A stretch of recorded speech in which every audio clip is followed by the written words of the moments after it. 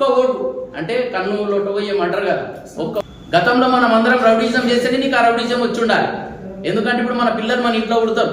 పుట్టినప్పుడు పిల్లలకు అమ్మ నాన్న అనేది మనం నేర్పవలసిన అవసరం లేదు. మనం అనుకుంటా పోతుంటే కొద్దికి పిల్లలు ఇంటుంటారు, నేర్చుకుంటారు. కాబట్టి గతంలో నువ్వు 15 సంవత్సరాల నుంచి నా కళ ఉన్నదన్నావు కదా, ఇదే కళ నా నీకు ఉన్నదని చెప్పి నేను అడుగుతాడు. వాళ్ళు అమ్మ నాన్నకి ఏం చేశా అంటున్నారు. అరే హౌలే, మరి ఎమ్మెల్యే ఎవరు, ఎమ్మెల్యే తమ్ముడెవరు, మరి పొద్దు మార్కెట్ కమిటీ చైర్మన్ ఎవరు, వాడే వాళ్ళ తాండా. ఆ తాండాలో ఒక్క ఓటు అంటే కన్ను లోటపోయేం అంటారు కదా. ఒక్క ఓటు అంటే కన్ను లోటపోయేం అంటారు కదా. ఒక్క ఓటు అంటే కన్ను లోటపోయేం అంటారు కదా. ఒక్క ఓటు అంటే కన్ను లోటపోయేం అంటారు కదా. ఒక్క ఓటుతోటి నీ వార్డు మెంబర్ గెలిచిండు. ఇదన్నీ పక్కకు పెడితే సిఐ లంజా కొడక దారా నువ్వు 10 ఏళ్ళు బీఆర్ఎస్ ఉత్సాహినవరా అని చెప్పి ఈరోజు సోషల్ మీడియాలో వస్తున్నాయి. ఏం చేసిర్రు జగ్గారెడ్డిని అని చెప్పి వాళ్ళ ఇంటి మీద ఎంతమంది పోలీసు వాళ్ళు పోయి అటాక్ చేసిర్రు అని చెప్పి నేను అడుగుతా ఉన్నా.